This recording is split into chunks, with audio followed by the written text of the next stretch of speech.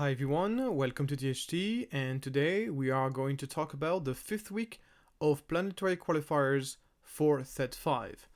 So as usual, this video is sponsored by Card Market. Thank you so much Card Market for supporting my channel for all those months. They are the best marketplace to buy and sell cards in Europe, so please check them out.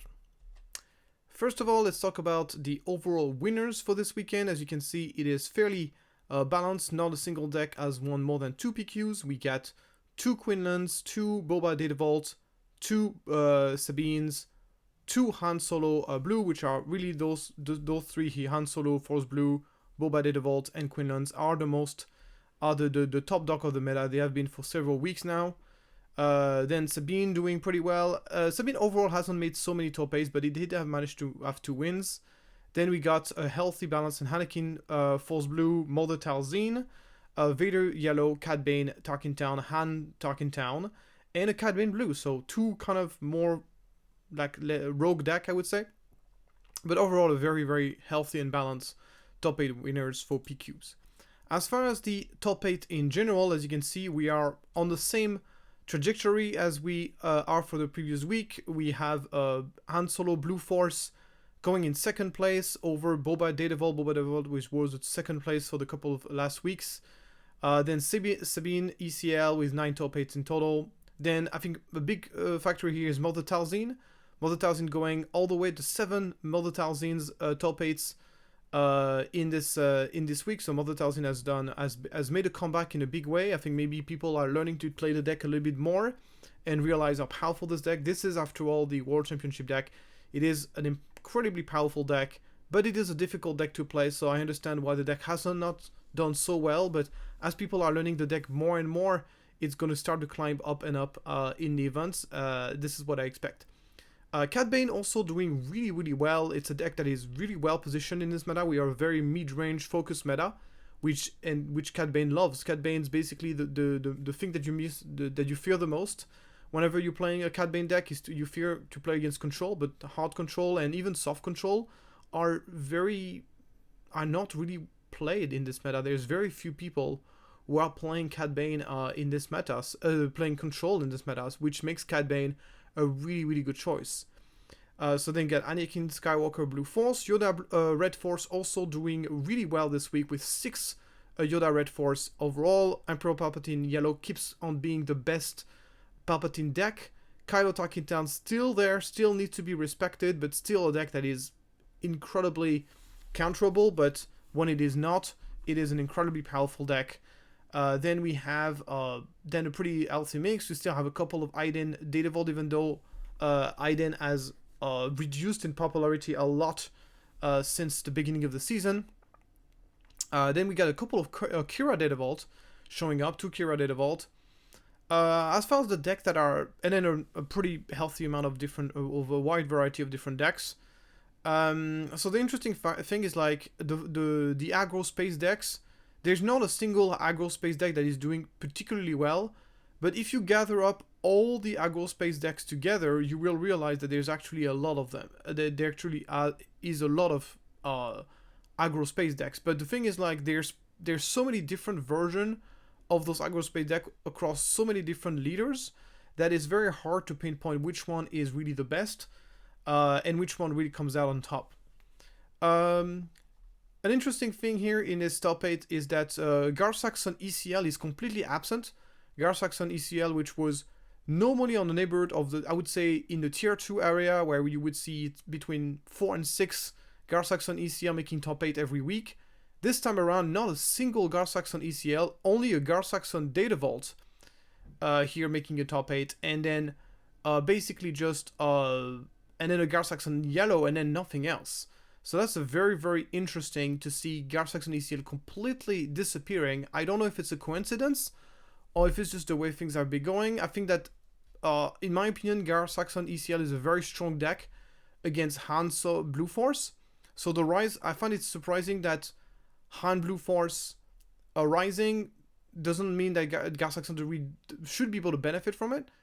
The problem with Gar Saxon ECL is like it has a tough matchup against Sabine and against Quinlan. and those are really two very represented deck here in this. So this is kind of a weakness. It's a really meta call whether Gar Saxon ECL is a good deck or not. It really depends on the meta.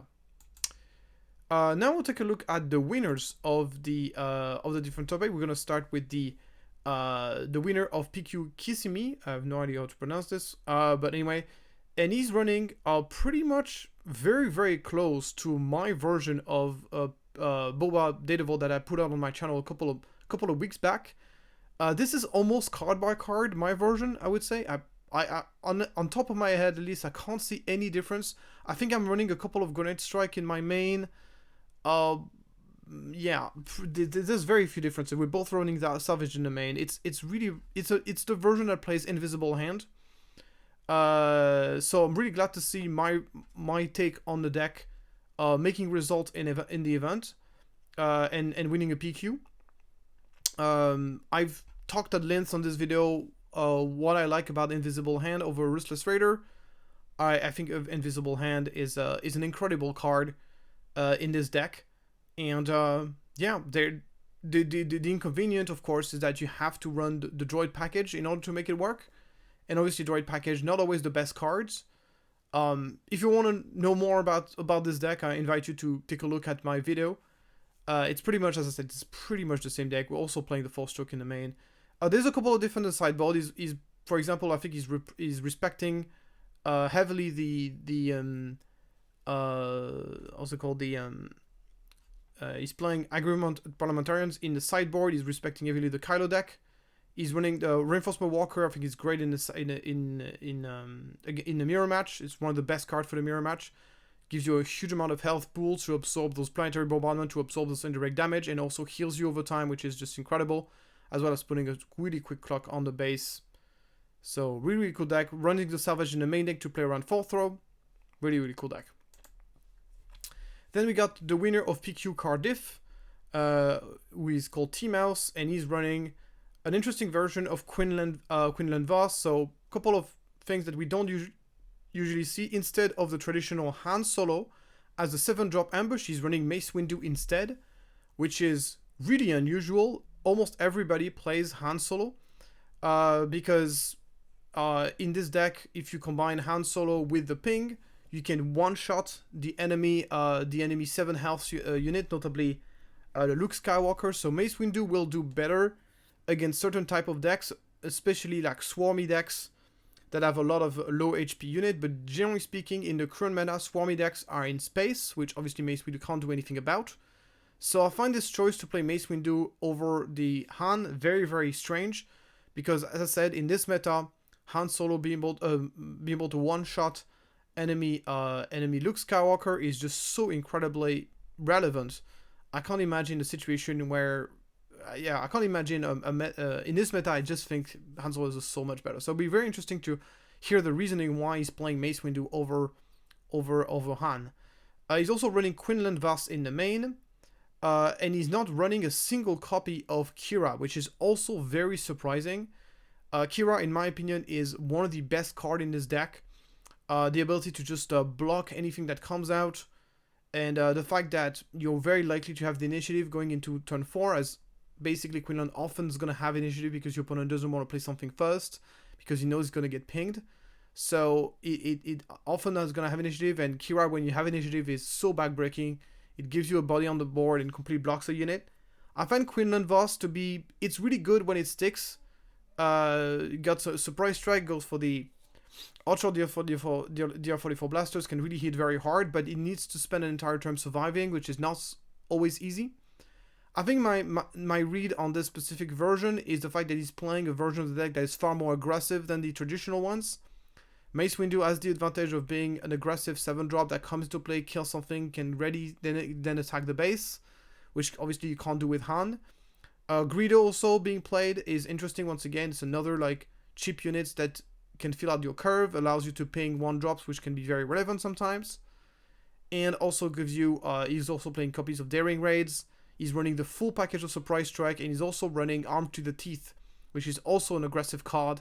So basically my read on this deck is like it's just a much more aggressive version of Quinlan than the traditional one that you're seeing, and that's basically the main explanation on why he's playing those cards. He's even running Kara's Turncoat in the sideboard as more way to pings for 1-drops and going into space. So then we got Bamboozle, Spark of Rebellion, and Dismay Fighters. Those are traditional sideboard cards for Quinlan, even though we're seeing more and more people playing Sparks in the main in Quinlan. But once again, following the same logic of trying to be aggressive, the Spark are instead moved to the sideboard. Then we are moving back to a more traditional version of Quinlan. This one plays the X34 Land Speeder. This is from the winner of Broomfield, or El Campeón. Yeah, this is a much more traditional version of Quinlan. Plays a couple of Fang Fighters in the main, dial down the suppress track down to 2, brings the Bamboozle in the main. Only 2 Kiras. I honestly think Kira should be a 3 of in this deck. It's so good. We got the Eden Sharpshooter in the sideboard, which is really strong against Sabine. As combined with the ping, it can basically ambush and kill Sabine without dying, which is really great. And then a couple of Shamsindula against ramp, a couple of Waylays. So this is more of a mid-range version of Quinlan, tempo mid-range version of Quinlan that we have been seeing throughout the entire season. Then we got the winner of PQ Mata 1, Eb Toms, and this player was playing Han Tarkentown, which is one of the decks that made top 8 in the Galactic Championship, if you remember. A deck that is basically similar to most of the space aggro decks that we've been seeing over and over again, even though through a wide variety of different flavors.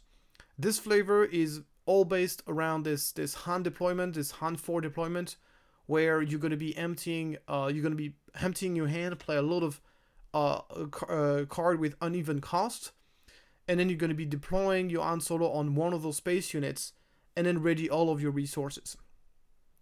So as you can see, this deck plays quite a few 5-drops, and the reason why it plays a lot of 5-drops is because whenever you're readying all of your resources, you need to have something to spend those resources on. If you're only playing very cheap units, you're going to be running out of cards, and you're not really going to be able to benefit from the ready resource that you get from Han.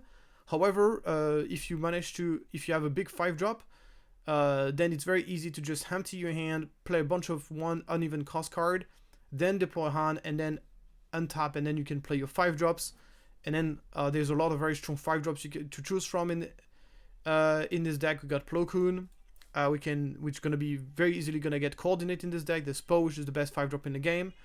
And there's obviously Han Solo, which is not the greatest 5-drop in the game, but at least it can be played as a pilot, which is great.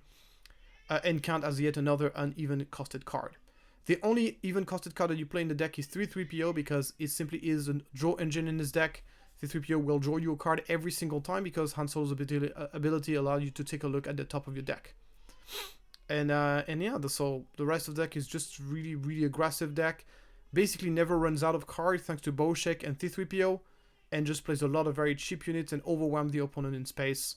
Has a couple of finishes as well, with Heroic Resolve and Daring Raids. Jam Communication as a sideboard card, as basically as an anti how's it called, as a discard to deal with specific units. Is running Unmask as a Conspiracy in the sideboard instead of the 3rd copy of Jam Communication, probably to get rid of some big Sentinel in space. Jam Communication can only get rid of events. We also have the Jedi Starfighter against other space decks, Bamboozle against pilot decks, Red 5 against Han 2, and Waylay against people who like to play big Sentinel units. Then we got the winner of PQ Indianapolis, Christian Toby, and he was running Cad Bane Blue, which is a deck that we haven't seen perform this season. It's a deck that is much more control-y. It's almost a soft control deck. This version is very spicy, and he's run 2 copies of Dryden Voss, which makes sense, as he's running 3 copies of Relentless Pursuit. Relentless Pursuit is, in my opinion, a great card in the current meta. It's really good against those decks that do not want to interact with the ground, which I'm mostly talking about the space aggro decks. Actually surprising that he's not running the full 3, in my opinion. It's so strong, and of course, then you can play Dryden Voss and you can play the captured unit. Obviously, Dryden Voss also works with Cad Bane as well. Cad Bane is also a great card in the meta as well. The Anakin Skywalker that can be get the double Mastery thanks to the Bamboozle. Only 1 copy of Bamboozle though. 3 copies of Unrefusable Offer. I'll be interested to know in which matchup is siding those in. And yeah, the rest of the deck is pretty much what you would expect for that Cad Bane blue color combination. A deck that's going to be wanting to pretty much coin the ground. Pike Sentinels come into play, pings the enemies, and put a 2/3 on the board. Stabilize the game early with the combination of Cad Bane's ping plus Cloud Rider to kill some 4 health units. And then it's gonna basically keep on ambushing your units for LOM, Zuckuss combination, even as far as Enfys Nest as well. Couple in space also has a couple of things in space as well. So really kind of a very classic mid-rangey version that is going to be trying to fight for the board and try to go in the late game with some powerful cards like Snoke, Trident Voss, Cad Bane. Can't really go super strong in late game, so we are just slightly more control. This specific version, at least, is only slightly more control-y than the traditional Cad Tarkintown. Then we got the winner of PQ Perpignan in France by Fire Show. Perpignan is in south of France, if you wondered. And he's running a pretty traditional version of the Boba Devil, the one that has been the most played. That runs the Ruthless Raiders. That runs the Prepare to Take Off to refill the hands. A couple of spicy stuff. A couple of random copy of Bravado can really take some people by surprise. It's the kind of card that you can put it as a one-of and you can really surprise people with it. Yeah, the rest of the deck is pretty much what you would expect, and we've seen this deck over and over again. He plays 3 copies of Agram Parliamentarian, really considering that the Kai doesn't want to get bamboozled by Kylo Tarkintown. Yeah, he's also running both the Salvage in the main and the Palpatine's Return in the sideboard with a couple of Great Dragon as well. Sorry about that. Okay, so moving on now to the winner of the PQ Winnipeg.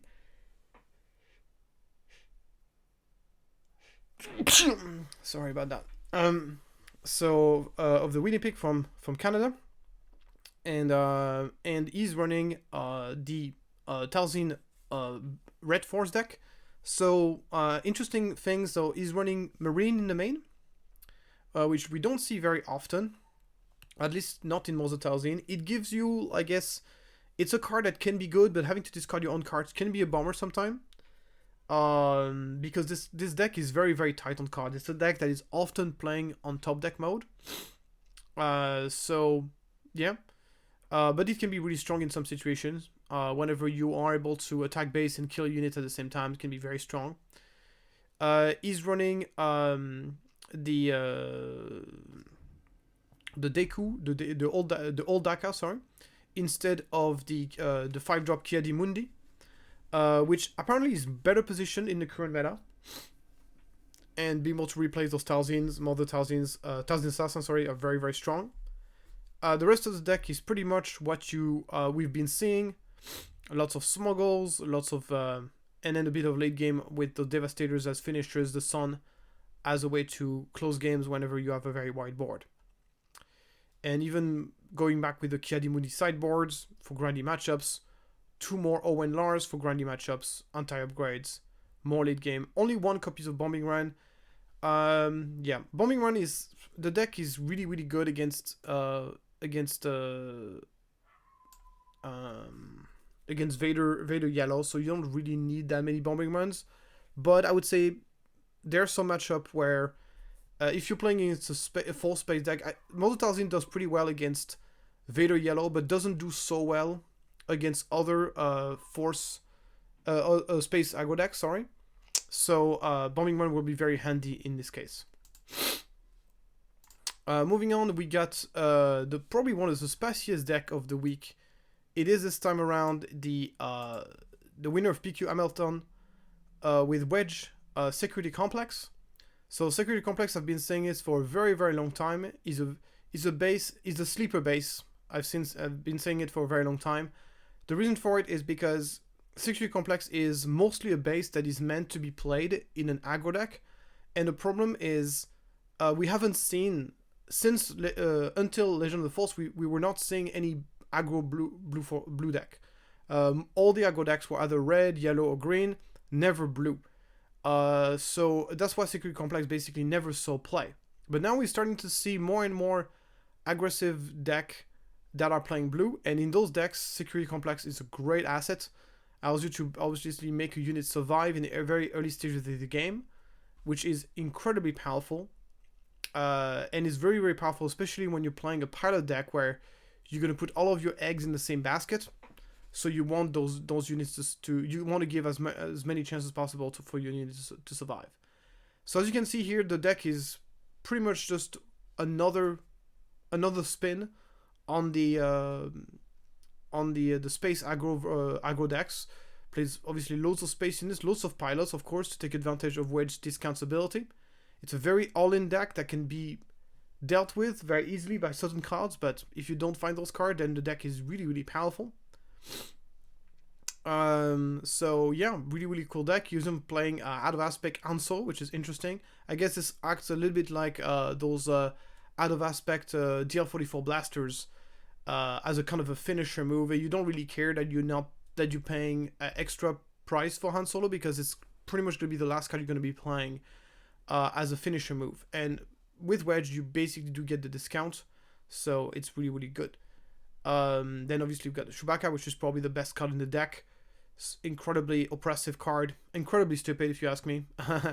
But obviously you should play it if you're playing on a pilot deck. So really, really cool deck, and it won a relatively small PQ. I think that was a 22 player PQ, so it was a very small PQ, but nevertheless it's a really cool deck. Then we got PQ Knoxville, and this is going to be a Cad Bane Tarkin Town, but this Cad Bane Tarkin Town is not like most others. It is a one that opens up with double 1-drop opening, which is not something we used to see so much from Cad Banes, especially with the new arrival of very new good 2-drops.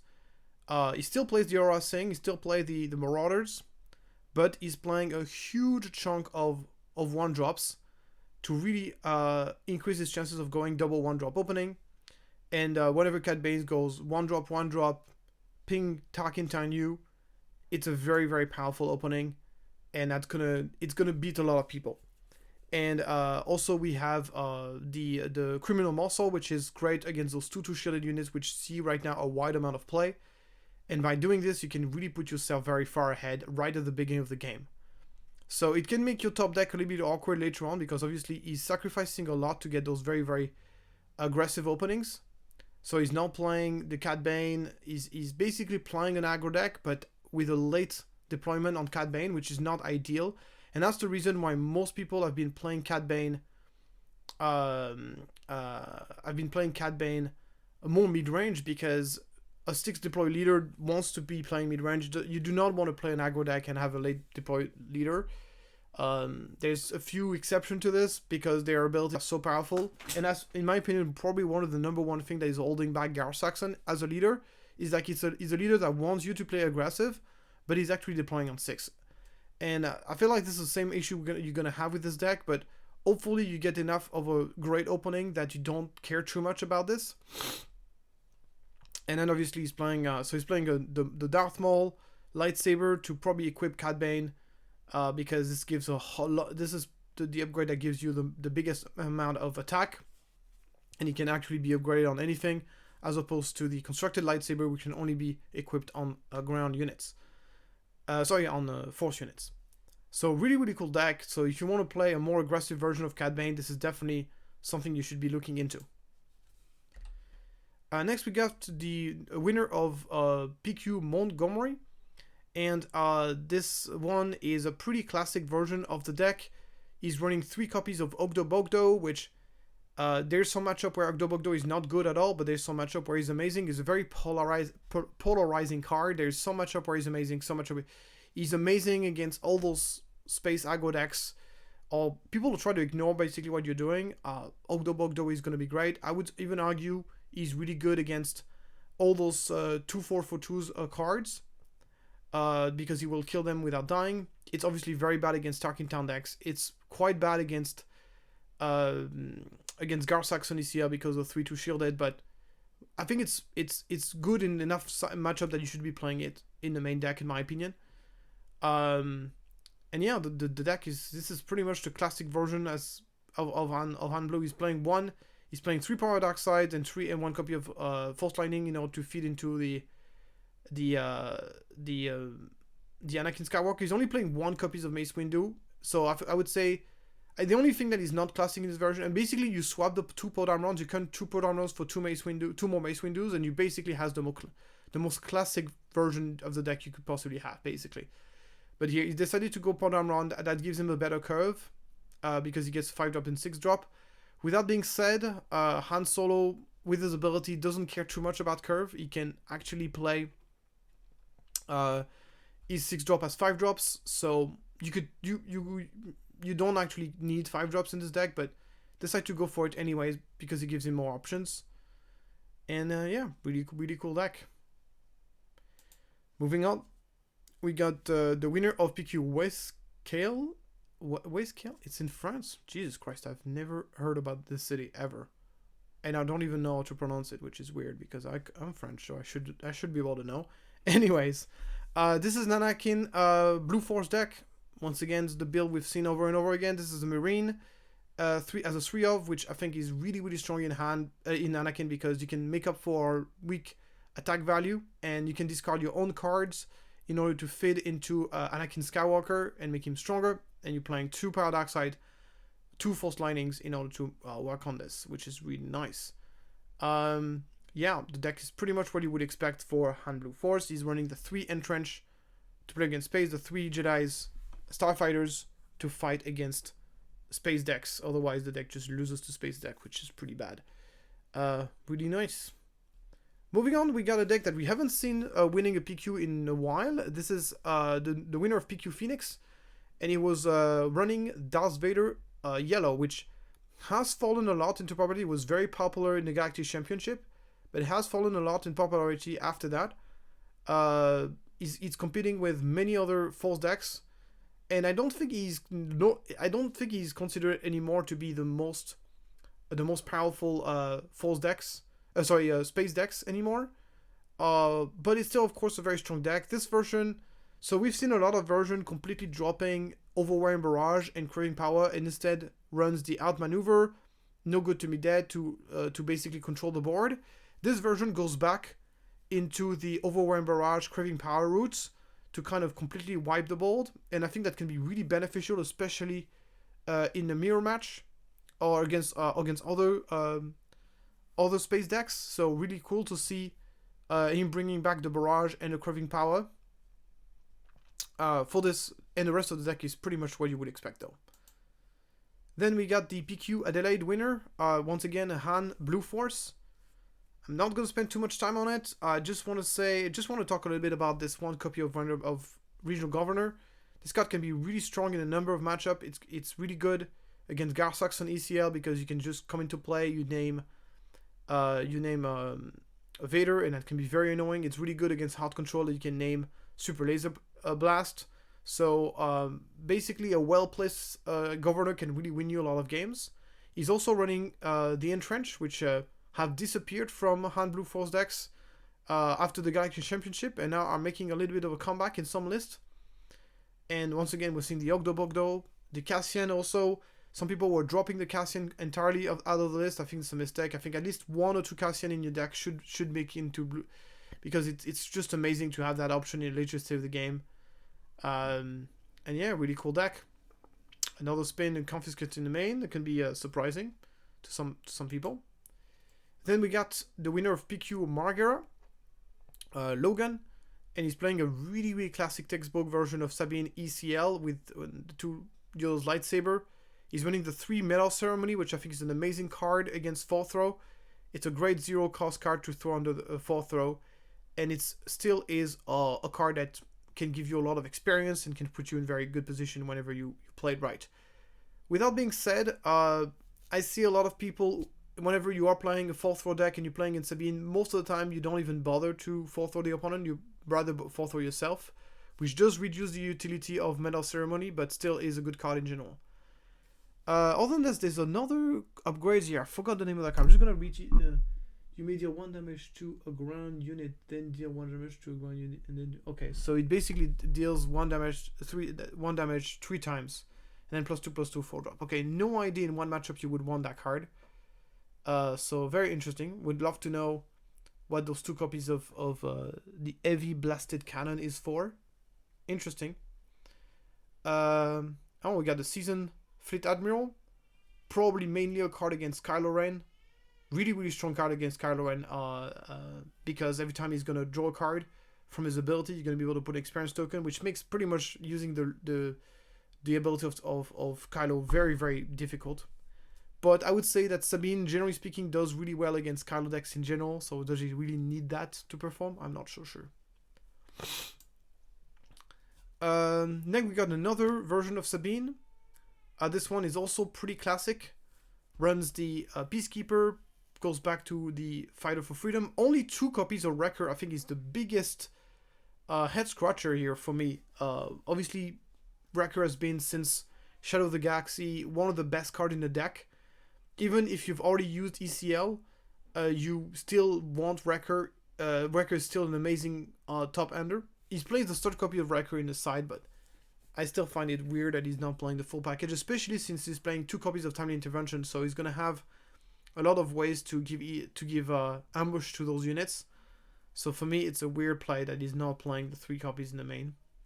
The rest of the deck is pretty much what you would expect. Before we get into the spicier list, I just want to let you know that you can grab Adigalia on Card Market for €5.95.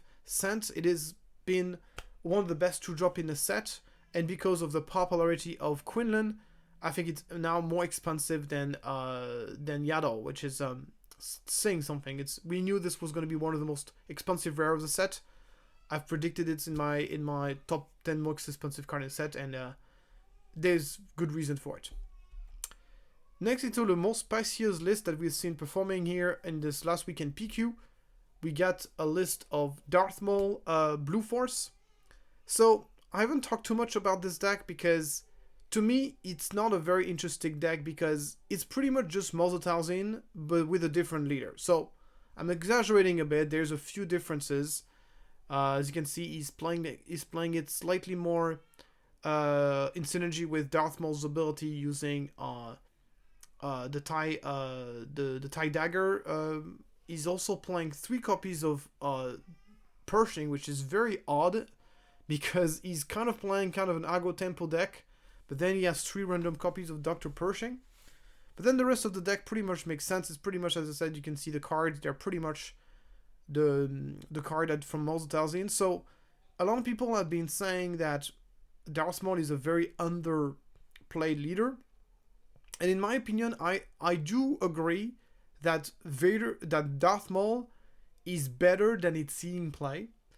However, there's a very good reason why he's not seeing play. And the reason why Maul is not seeing play compared to Talzin is because he's just a worse version of Talzin. So I'm pretty certain that if Talzin did not exist, Maul would be a pretty legit deck, and you would see a lot more Maul being played, and it would be a pretty legit deck. So he's not a bad leader in that sense. But to me, it doesn't really matter how good you are as a leader if you're just a worst version of another leader. So if you're a fan of Maul and you want to play him, it's good that there's a competitive deck to go with it, and that you can play it and you can actually win tournaments and do well. In this case, he went number 6. He did the top 8 basically at the PQ Cardiff. But at the meantime, it doesn't really mean that the deck is the best thing you could play. And the thing is, like, there's just no reason to play Darth Maul over Talzin, in my opinion. At least not in the current meta. So if you analyze the differences between Darth Maul and Talzin, it's very simple. Darth Maul has ability to double ping units. Talzin has the -1/-1. -1/-1 is definitely better than the damage. It is something that we've learned actually in this set, is that -1 abilities are definitely stronger than damage. That's the reason why Anakin Skywalker Seas plays everywhere, while the Rebellion Hammerhead, for example, hasn't seen as much play, even though they're very similar cards, but just because -/ is just stronger than -1/-1. You can shrink a unit and then you can attack it. It can go through shields. Yes, it's not persistent, but most of the time, once again, -/ are just stronger than damage. Obviously, Darth Maul has the advantage of dealing damage to 2 different units, which is great. The problem is like there's not always 2 units on the opponent's side, which means that in a lot of cases, sometimes you have to ping your own unit. It's not like up to 2 units, it has to be exactly 2 units. So if there's only, you have to use the ability to its fullest. So if there's 2 units in play, you have to deal 1 damage to your opponent and 1 damage to yourself. So yes, sometimes it's stronger than Talzin's ability, but sometimes it also backfires. So overall, I think Talzin's ability is slightly better than Darth Maul's ability, overall. However, where really the difference is clear between Maul and Talzin, and really where Talzin outshine Maul, and I think that's undeniable, is on the deployment. The fact that Talzin comes out as a 3-7 for 5 instead of a 5-6 for 6 coming from Maul is such a big deal. It's such a big deal. It is so much better. You get 10 stats for a 5 drop. Is so much better than getting 11 stats for a 6 drop. And that's not even close. Especially for the type of decks that those decks enable. They're kind of like mid-rangey tempo decks. So getting an earlier deploy in those type of decks is extremely important.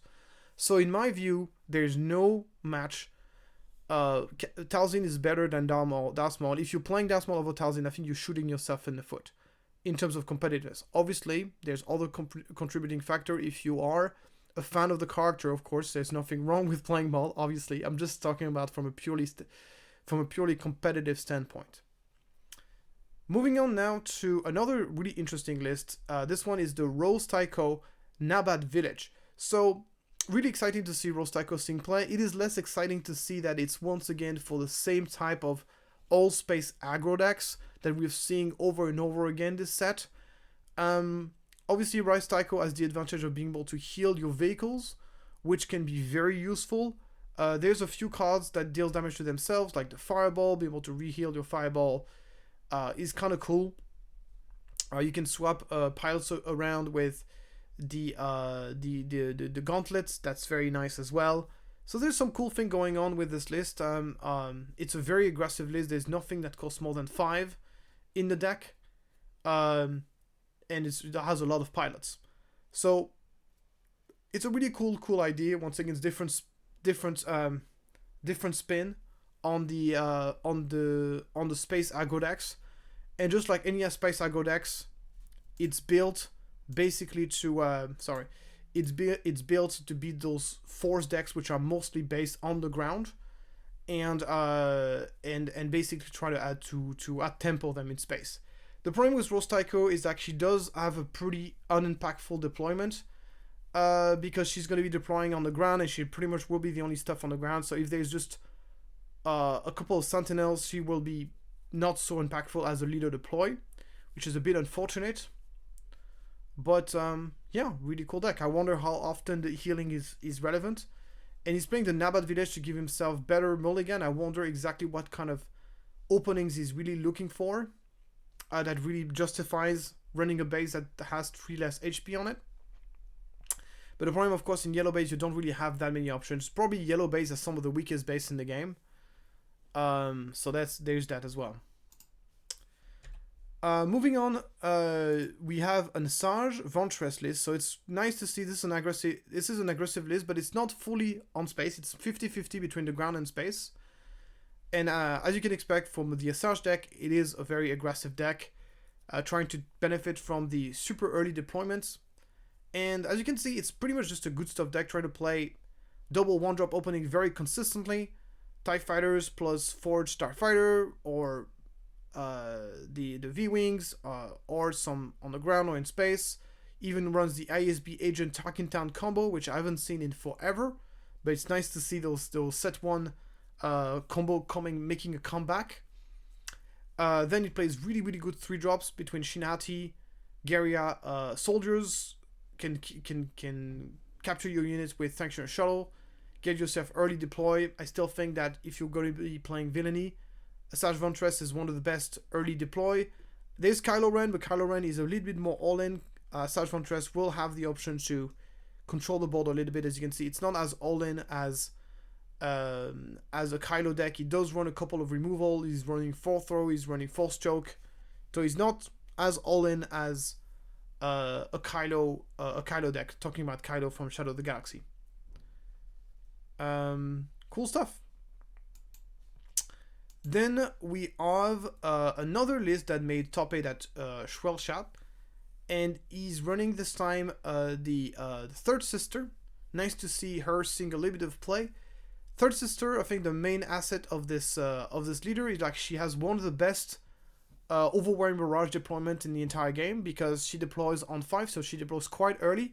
She has 5 attack, and the fact that she's hidden means that it's going to be difficult for the opponent to interact with her as she comes out, meaning that you can very easily play an overwhelming barrage or a craving power as she comes out and be very, very effective with that. So I think that's really, really cool. There's also some cool little synergy here with, for example, the Admiral Ozol. Basically with Admiral Ozol, sorry, never mind, it doesn't work. I thought Admiral Ozol and Third Sister actually would synergize, but if you use the ability with Third Sister, you can't get the ability from Ozol, never mind. Okay, so no idea what this Ozol is about, but I guess it can be good with Darth Maul. Darth Maul, I think, is really quite nice with Third Sister, because she comes out as... Darth Maul is really powerful if you can attack with him, and obviously Third Sister making her hidden means that he's more likely to be able to punch, which is nice. The rest is pretty much, it's kind of a mid-range, it's kind of a classic mid-range villainy red deck, I would say. And I think it's correct to say that's probably the best way to run Third Sister. He's playing a lot of units, which makes using her Third Sister ability useful, but really he's emphasizing on that deployment, getting the barrage, or getting either also playing Craving Power, which gives you effectively twice more ways to abuse that. Also get a couple of Darth Maul lightsaber that really works well with the leader or with Darth Maul. So, and then of course a couple of Force Lightning, because you're running the Skulls of One Hand. Something that is shocking to me is like he's running Force Lightning, but he's not running Full Throw. I think Full Throw would be quite strong in this deck. I mean, he's not playing that many. He's not. Yeah, maybe you had a couple more Force units, especially. Yeah, he's playing a decent amount of Force units. 1, 2, 3, 4, 5, 6, 7, 8. 6, 7, 8. So yeah, 13 Force units plus Third Sister. So a couple of more Force units, and I think it would be good to play Full Throw. It's kind of weird that he hasn't really pushed to try to do that, because Full Throw is still a very strong card. But interesting deck nevertheless. Very interesting. This weekend we also had the 10K Malmö tournament, which was a pretty large tournament in that happened in Sweden, which gathered 90 players. 90 players does not sound like a lot, but it's actually, on the scale of Scandinavia, it's actually really large, because Scandinavia, as you know, is not a very populated area. There's not a lot of people there, so being able to gather 90 players in that area is quite an accomplishment, I would say. So just wanted to show you basically the list that were played there. So first of all, we got the winner, Darth Link, who was playing a Han Blue Force deck, and as you can see, a pretty classic version of the deck. Yeah, not much to say. It's really, really classic. And then we had in the top 4 a Chancellor Palpatine deck. I think that was not top 4, that was a finalist, sorry. Which was the Palpatine Blue Force deck, which has been the version of Palpatine that has been the most successfully the most consistent. Michael Silk has managed to make 2 or even 3 top 8s with this deck, I believe. But this version is a little bit different. It plays notably the Shin Fury, Darth Vader. It's funny because he's running the full package of Shin Fury, but only 2 Darth Vader. Usually it's the other way around. You play 3 Darth Vader and then you play 2 Shin Fury. He's also playing Vigilance, so he can definitely pivot to a more controlled game plan. He has a Super Laser Technician, Super Laser Blast. Sorry. The only big surprise to me is the out of aspect Full Throw. So I've seen him playing those Full Throw, and every time he was playing them, they were very underwhelming. And the reason for it is pretty simple. Everybody is already playing around Full Throw, so if you're only spending if you're playing 1 resource and your opponent just discard a 1 cost card or 0 cost card or 2 cost card and you don't kill anything, it's not really a big deal, because you've only spent 1 resource for it. But if you spend 3 resources for your Full Throw, whenever your opponent discard a 1 cost or 2 cost card, it feels terrible. And this deck has no discard. So you can't really forethought the opponent most of the time. So I understand that in this specific deck, you have a lot of card draw coming from Palpatine, so you're probably force throwing yourself more often than not.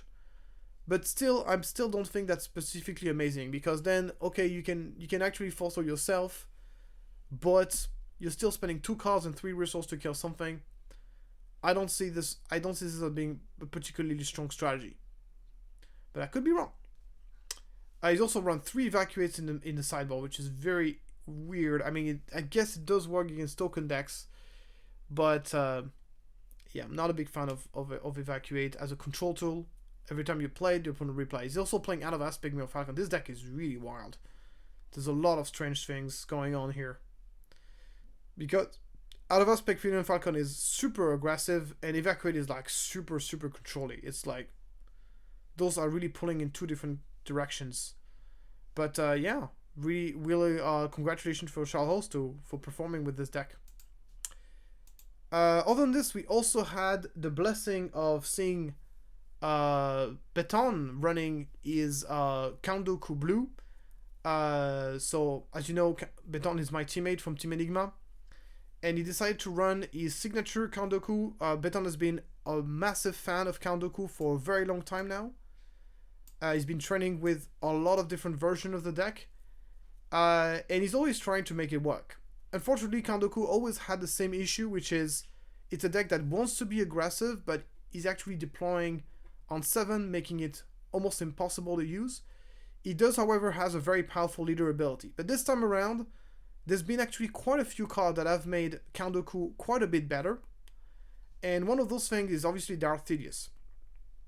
Darth Sidious is a card that nobody talks about, but is incredibly powerful in this deck. Because, first of all, you get to play him for 2 turns earlier, thanks to Kandoku, because he's a separatist.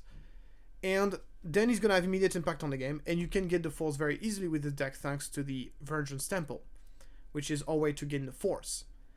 So that's really impactful. And the cool thing about Kandoku's ability, he also works really well with Darth Tyrannus, which, as we know, is one of the best cards in the set. Is one of the best force payoff for villainy. You're also able to play the regular Kandoku, which is a great card when you get discounted when you discount him with your own Kandoku. So those are like some really sweet separatist units you can really benefit from. And then you get to run the traditional package, force package in blue-black with Caris, Thousand Assassin. So that's really great. In order to make all this work, there is a few concessions you have to make. You have to run cards like a warrior, the warrior dude, warrior draw, because it's the 4 health units that allow you to enable to get the Vengeance Temple. It's also a separatist. So you have to run a couple of kind of mediocre cards like this in order to make the deck work. But you can do you can make some really powerful plays with this. Yeah, then you play pretty much all the good cards. You get the Overwhelming Barrage, the Craving Powers, the Power Dark Side, the Shirut, which is obviously an excellent way to protect yourself. You're playing a 25 HP base with a leader that deploys on 7, so you need some protection. So it's a really cool deck, and I think overall it's a deck that will surprise a lot of people. With that being said, I think it's a deck that has a lot of weaknesses. Notably, once again, running a 25 HP base and having a leader that deploys on 7 makes the deck very vulnerable to aggressive decks. So it's a deck that it's really cool deck. I honestly don't think it's gonna be a meta deck. I don't think people are gonna start picking it up in mass to try to make it work. I think it's clear to everybody that it's a deck that's it's a deck that did very well because it's been piloted by a fantastic player, and also really well built. So I think if you really want to run Kandoku, this is absolutely 100% the best way to do it, or at least something along those lines. But I don't think this is going to be necessarily a deck that's going to make a dent in the meta, if I'm being honest. And that made me quite sad because I'm also a big fan of Kandoku, and I wish he was better. I just think it's a 7-call deployment that just kills him, pretty much. But definitely one of the things is like, Beton was really heavily on those Kandoku yellow, which were quite aggressive. But I think those blue ones, which are a lot slower, are definitely a better direction to go to because they really take better advantage of the leader deployment. Then I also wanted to highlight the deck of Jonah Niklas, which is one of my very good friends from the Nordic Takedown podcast, and he was running a sweet Grand Admiral Thrawn mid-range deck, which is a deck we've seen before, but it's nevertheless, I'm never tired to see it. His version is pretty classic for this type of decks. He's obviously running the 4th version that takes advantage of Merian Elfet, which has the good idea of being a force unit, and also a discard outlet. When defeated outlet for your unit, which is great. We got the Sun, which is great in this deck as you're playing a lot of force units, and it's really easy to basically swarm the board, and you never run out of gas because you draw so many cards between the Owen Lars and the Knight Sister Warrior. You got the Sneak Attack Legacy Run combo that just gives you free wins, which is great. We got the Bamboozle that allows you to get the double -2/-3 trigger on Anakin Skywalker. It's a really cool mid-range deck and a really fun deck to play with. He has a lot of token generation in the sideboard. I'm assuming this is to fight against control. And a couple of counts, the Shibruts coming from the sideboard to fight against aggro. And yeah, now that we've talked about the Malmö, or the 10k Malmö, let's take a look at the meta once again. I think the only major difference compared to last week was that we're seeing Quinlan Tarkentown going up in percentages in terms of success. It's basically gained 0.5%, which is pretty significant at this stage. So I think all the other decks are kind of equalizing a little bit. But Quinlan Tarkentown is definitely going away here and getting a significant lead, which is very interesting. I think one of the characteristics of Quinlan is like it's a very solid deck that doesn't have many hard counters. It's not a deck that has many. There's not that many ways to hard counter it. To hard counter Quinlan Tarkentown, and this is why it's a deck that is so difficult to hate on. While as opposed to Han Blue Force, I think has a lot more counters, and so does Boba Data Vault as well. Anyway, thank you so much for following that video. If you like the video, please like and subscribe. If you got additional insights about the different lists that we've seen today, feel free to tell me. And I have to say that the comment section on those videos have always been a great source of information. So I highly encourage you to read the comment section if you are watching this video. Thank you so much, and I'll see you next time.